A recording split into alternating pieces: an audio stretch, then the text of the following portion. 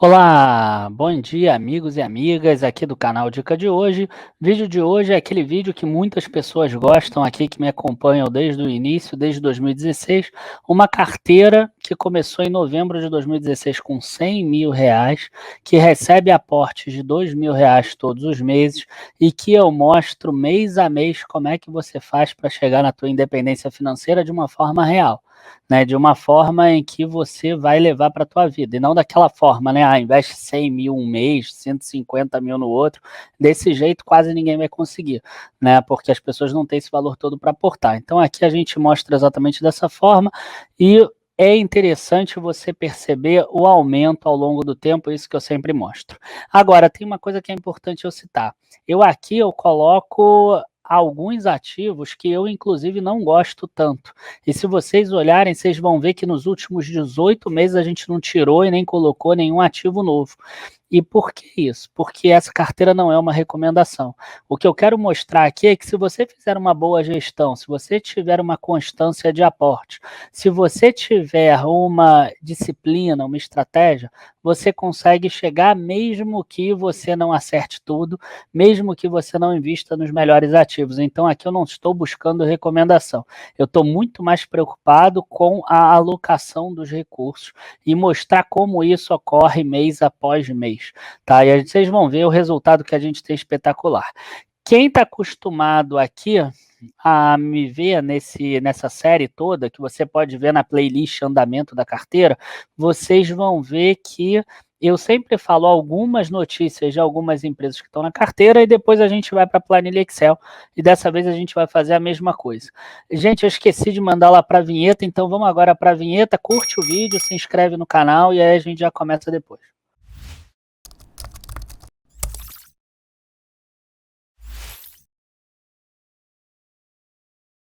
Bom, o que eu quero falar agora é o seguinte: das ações que estão na nossa carteira, nenhuma delas divulgou resultado agora do segundo trimestre. Então, eu acho que o mais interessante da gente falar é a produção, é com relação à produção e vendas da Petrobras e da Vale, porque isso já vai dar um sinal bom daqueles resultados que a gente pode ter. Ó, eu já estou aqui no site da Petrobras, esse aqui é a produção da Petrobras e vendas da Petrobras. E aqui a gente vê a produção da empresa, tá? E aí o que a gente gosta de ver aqui, ó, é esse total, né, MBOED, que é milhões de barris de óleos equivalentes por dia. Então, o que que a gente tem aqui? A gente tem que no segundo trimestre de 2020, a empresa conseguiu produzir 2.802.000, né, barris de óleos por dia. Aqui que é um valor menor do que aquele do primeiro trimestre, 2.909.000, e isso aqui é impacto do coronavírus. Então, você multiplica isso por 90, são a quantidade de barris que a Petrobras produziu. Cabe ressaltar que ele é maior do que no segundo trimestre de 2019, que é 2.633, pelo seguinte, porque tiveram muitos campos que entraram em operação lá no final do ano passado. Então, em novembro e dezembro, ali mais ou menos, a Petrobras chegou a bater alguns meses 3,2 milhões de barris. Então, teve uma queda muito grande, teve uma queda do preço do petróleo também. De positivo, a gente tem o aumento do dólar. Então, o aumento do dólar em reais vai acabar aumentando um pouco a receita da Petrobras, que ainda deve sentir, né? Se o primeiro trimestre foi complicado, o segundo trimestre também deve ser com essa produção menor. Mas isso é produção. Vamos ver o que aconteceu com as vendas. E para a gente não se estender muito aqui, a gente consegue ver exatamente aqui as vendas. E a gente vê que nas vendas teve uma queda de 3 milhões de barris por dia para 2,8 milhões de barris por dia aqui, maior do que o segundo trimestre de 2019, mas muito aquém do que a gente esperava. Claro que com o impacto da Covid o mercado já esperava isso, mas o resultado não deve ser tão positivo. O que pode ter algum não recorrente. No primeiro trimestre, a empresa fez um impairment de ativos que ela jogou o preço do barril do petróleo muito para baixo, chegou a colocar no modelo dela de fluxo de caixa descontado valor de preço do barril de petróleo, inclusive de $25 no ano 1, $30 no ano 2 e $50 na perpetuidade. Hoje o preço do barril já está em $43. Então isso pode ter uma certa reversão que pode trazer um lucro líquido bem grande, tá? Mas é um não recorrente. Eu particularmente para a Petrobras, eu tenho tirado esses efeitos não recorrentes que estão acabando atrapalhando algumas das análises. E, por fim, uma coisa que é interessante a gente ver aqui na exportação da Petrobras é o seguinte: o preço do dólar tendo subido, está valendo muito mais a pena para a Petrobras exportar, e isso aliado a uma demanda interna menor, as pessoas estão saindo menos de carro e etc., durante o segundo trimestre, fez com que a exportação da Petrobras ela não bateu recorde, foi 962 mil barris por dia contra 1 milhão e 31 mil barris por dia no primeiro trimestre de 2020. Só que a importação foi muito menor, então a exportação líquida, que é a exportação menos a importação, bateu recorde aqui, 823 mil barris por dia. Se você comparar com o ano passado, era só 217 mil. Então, o que tinha de demanda interna está sendo escoado para o exterior. Nessa questão, a Petrobras continua vendendo, apesar do barril de petróleo estar menor. Outras empresas, por exemplo, como a PetroRio, elas estão vendendo um pouco menos e estão estocando petróleo. Tá? A Petrobras ela está vendendo praticamente a mesma coisa que a produção. Né? A gente viu produção de 2,8 milhões e vendas 2,8 milhões.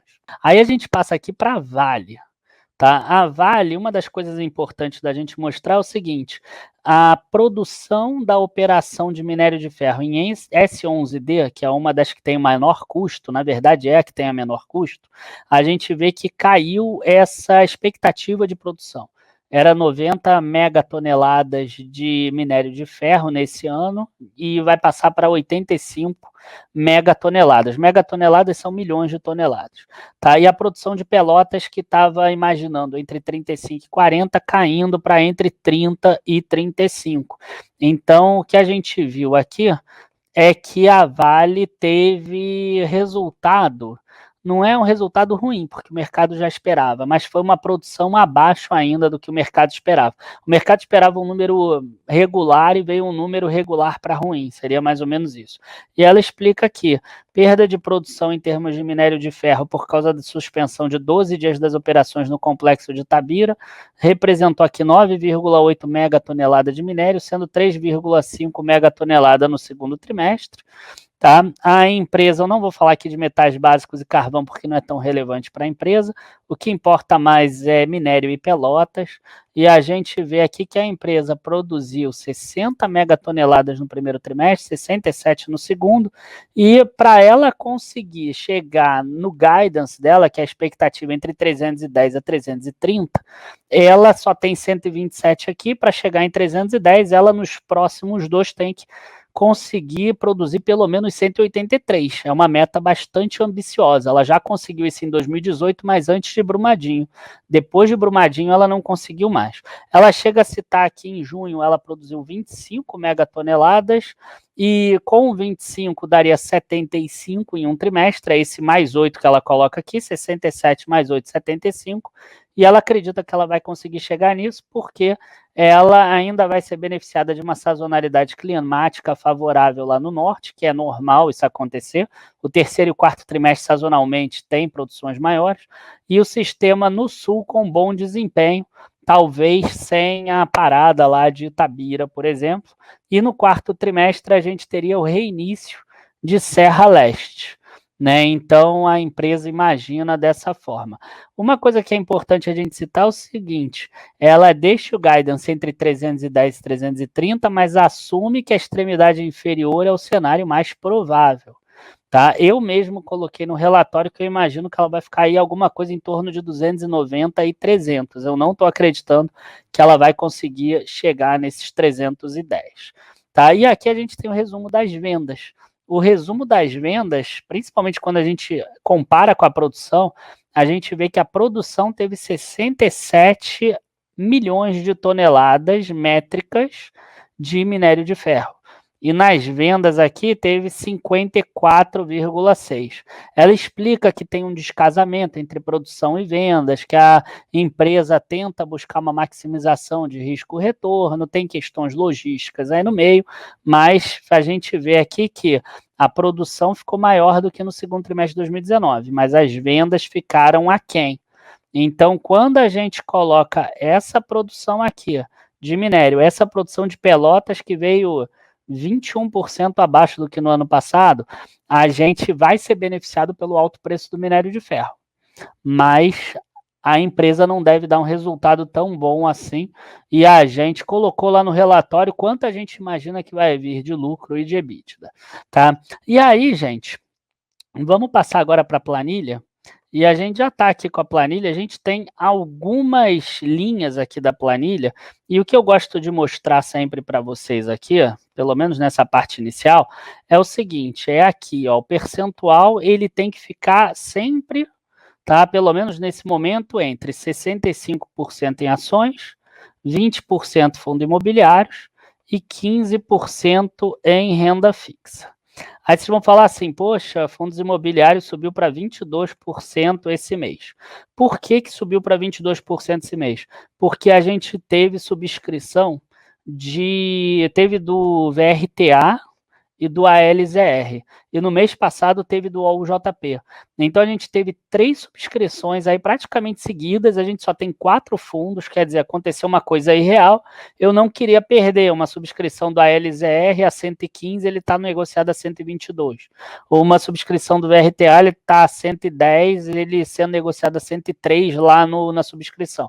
Então não quis perder isso. Então a gente reduziu um pouco aqui a renda fixa, botou essa partezinha em fundos imobiliários e, à medida do possível, a gente vai reduzir depois esses fundos imobiliários com novos aportes em renda fixa ou até com algumas vendas aqui no futuro, tá? Então, quer dizer, qual é a nossa disciplina? A nossa disciplina é, nesse momento, chegar a 65, 20 e 15 aqui embaixo de reserva de oportunidade, mas não é apenas uma reserva em Tesouro Selic, é uma reserva que a gente tem vários tipos de renda fixa, a gente já mostrou que isso dá mais resultado, né? Para vocês terem uma ideia aqui, ó, como dá mais resultado, olha só, se você pegar aqui o Tesouro Selic, você vai ver que ele subiu um pouquinho, ó, de 10.400 para 10.600. Se a gente pegar esse IPCA 2045, você vai ver que hoje ele está, inclusive, num valor menor do que ele estava lá atrás, né? Mas outras rendas fixas aqui, ó, a gente vê valores maiores. Então, se você pegar aqui o pré-2023, olha, ele saiu de 836 e foi para 907, né? Enquanto o IPCA 2045 está equilibrado aqui no valor. Ó, o ETF de fixa 11, de renda fixa, ele subiu. Então, a gente mescla aqui buscando a melhor relação risco-retorno, tá? Mesmo na renda fixa, mesmo sabendo que numa crise a gente talvez vai perder aqui como perdeu lá atrás. Essa é a proporção para hoje, tá? Se a bolsa ficar cara igual estava lá atrás, a gente reduz um pouquinho. A bolsa estava em 60%, igual a gente já mostrou antes. Essa disciplina é que é muito importante, tá? Isso é que vocês precisam focar e ter aí o interesse. O que a gente fez nesse mês agora? A gente não mudou nenhuma posição de ações, estão todas iguais, tá? E o que a gente mudou aqui foi fundos imobiliários, esses dois aqui, ó, tiveram as subscrições, e aqui a gente teve uma redução do IPCA 2045, que ele está pagando hoje taxa de IPCA mais 3,6, tá? É uma taxa baixa em relação ao histórico, mas é uma taxa talvez alta com relação ao que a gente está vendo do futuro. Mesmo assim, na minha visão, valeu a pena para a gente pegar esses descontos aqui atrás. Qualquer coisa depois a gente repõe, principalmente se a gente vir uma alta da taxa, mas ele foi financiado com isso. Então, para vocês terem uma ideia, olha só, a gente fez uma subscrição aqui do VRTA, né, de R$ 7.831, fez uma subscrição do ALZR de 2.300, somando dá 10.132, e a gente vendeu 7.604 do IPCA 2045. Né? Esse valor ele foi financiado com aporte de R$2.000, mas com os dividendos que a gente recebeu. Então, nesse mês aí, a gente recebeu esse da Itaúsa, de 2 centavos, e recebemos um da Ser Educacional, que foi pago dia 30 de junho, que ainda foi no mês passado, mas o vídeo sempre sai na última segunda-feira. Então, na última segunda-feira, ele ainda não tinha sido pago. Então, quando a gente vem aqui nessa tabela, a gente vê que a gente recebeu R$546, sim, ainda teve um juro aqui de renda fixa, né? A gente está com uma situação aqui bem interessante de renda fixa, que a gente tem esse título aqui que paga em julho, esse aqui que depois vai pagar em agosto, esse aqui que depois vai pagar em novembro, depois esse aqui vai pagar em janeiro, enfim. A gente está com resultados, a gente está com juros de renda fixa em muitos meses, tá? Se eu não me engano, 6 meses a cada ano. E aí a gente tem aqui esse resultado, caiu um pouco a quantidade de rendimentos. Eu costumava mostrar muito uma tabela aqui no início do ano e que eu queria que ela desse resultados maiores, mas devido à pandemia as empresas não estão pagando tantos rendimentos assim, né? Então a gente precisa entender essa situação também. E aí o que aconteceu aqui? Eu queria que esse ano a gente tivesse 6 meses acima de R$ 1.000, 6 até 8 meses. A gente só teve 2 até agora, porque depois da pandemia, ó, abril, maio, junho e julho foram todos meses menores. As empresas estão segurando realmente os dividendos, né? Itaúsa costumava pagar mais, não está segurando. O Banco do Brasil, que pagava com mais frequência, não está pagando também, ou coisas do gênero, tá? Então, são empresas aí que pagariam e que não estão pagando. E aí a gente vem aqui para a última planilha, que é de valor, né? Que eu acho que é a que o pessoal mais gosta de ver. E a gente vê aqui que ações já está em 213 mil. Se a gente voltar lá no passado, a gente já está no máximo dos 213 mil, já é maior do que o 204 mil lá antes da pandemia. Tá? O valor total ainda não é maior, porque parte da renda fixa saiu para a reserva de oportunidade, né? Estava na reserva de oportunidade, foi para a carteira. Aqui em fundos imobiliários a mesma coisa, 60 para 74, e a renda fixa não, a renda fixa a gente vê que caiu de 77, 76 mil para 43 mil. Então, provavelmente, os próximos aportes vão ser feitos em renda fixa ao longo do tempo, à medida que a bolsa for subindo, né, ó, como ela está subindo, a 67 mil, 75, 83, 93, 102 mil, a gente vai migrando mais para a renda fixa depois, a não ser que apareça uma oportunidade igual a essa de subscrição de fundo imobiliário ou alguma emissão de ações muito mais barata do que o normal, aí a gente tem que aproveitar. Aqui o aporte exato deu R$ 1.981,38. A carteira não é só de ações, rendeu um pouco abaixo do Ibovespa aqui, o que é normal também nesses períodos muito alta, até porque a gente tem fundo imobiliário e renda fixa junto.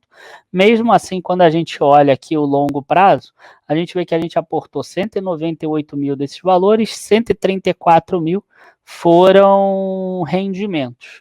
Desses 134 mil, eu consigo dizer aqui, ó, que 29 mil foram dividendos pagos ou proventos de fundos imobiliários, qualquer coisa do gênero. E aí a gente tem a diferença de valorização realmente das ações e fundos imobiliários. Esse valor aqui ainda não é o maior aqui histórico, ainda é janeiro com 342, mas em breve a gente deve chegar nesse valor. O que eu gosto de mostrar é, hoje a gente tem 332 com Ibovespa 102. Né? Quando o Ibovespa estava antes lá perto de 102, aqui, ó, em julho de 2019, há um ano atrás, o total que a gente tinha geral era 288 mil. E o valor de rendimentos era 114 mil. Agora o valor de rendimentos é 134 mil, para excluir o aporte. Então isso mostra como a carteira tem andado bem, e não porque eu estou escolhendo os papéis certos, tá? Se você olhar aqui, ó, a gente tem muito papel que perdeu do Ibovespa, inclusive, ó, Itaúsa, Vale, Petrobras, nos últimos 12 meses, né? Você vai ver muitos deles que perderam do Ibovespa. Só que a gente tem disciplina, a gente sabe alocar o recurso no lugar certo. Enfim, pessoal, espero que vocês tenham gostado desse vídeo de hoje. Mês que vem a gente continua, a gente vai para agosto. Vamos subindo degrau por degrau. É realmente devagar, você vê que 4 anos a gente pulou de 100 para 300, depois de um tempo a gente vê que essa escada vai andando um pouco mais rápido, o 2000 começa a representar cada vez menos, mas é importante a gente ir degrau por degrau, porque é assim que você vai conseguir na tua vida também, não existe atalho, é exatamente dessa forma. Abraços aí a todos, bons investimentos. Não deixem de olhar aqui a descrição para vocês conhecerem um pouco mais dos nossos planos, dos nossos produtos, das nossas redes sociais. Não deixem de olhar aqui embaixo também. Abraços, bons investimentos.